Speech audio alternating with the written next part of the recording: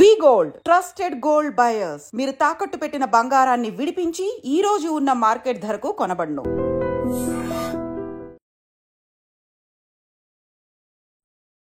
Hi, నమస్కారం.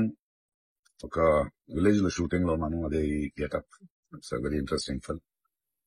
ఇక్కడ ఉన్నప్పుడు ఇప్పుడే నాకు ఈ ఆన్లైన్ లో మళ్ళీ మీడియాలో ఒక ఆన్లైన్ గేమింగ్ యాప్, దాని గురించి నేను చేసిన ఒక యాడ్ గురించి డిస్కషన్ జరుగుతోంది.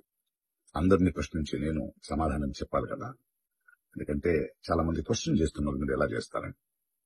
అది ఒక 2016, ఒక 9 years బ్యాక్ ఇలాంటి ఒక యాడ్ నా దగ్గరకు వచ్చింది. నేను చేశాను, నిజం. ఆ తర్వాత కొన్ని నెలల్లోనే అది తప్పని నాకు అర్థమైంది.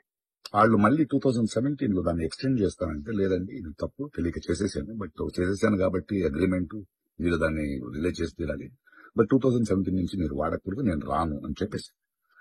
దాని తర్వాత అలాంటి ఏ గేమింగ్ యాప్స్ నేను చేయలేదు. 2021 లో కూడా ఆ కంపెనీ ఇంకో కంపెనీకి అమ్మేసి వాళ్ళు దాన్ని ఏదో సోషల్ మీడియా ప్లాట్ఫామ్ లో యూజ్ చేస్తే, నేను వాళ్ళకి నోటీసులు, వాళ్ళకి ఈమెయిల్, మళ్ళీ వాట్సాప్ లో పంపించి, లేదండి ఇందులో నేను లేను, ఇది చేయకూడదు, కాంట్రాక్ట్ అయిపోయింది, ఇది తప్పు అని కూడా చెప్పాను. వాళ్ళు ఆపేశారు. ఇప్పుడు అది మళ్ళీ రీక్ అయింది.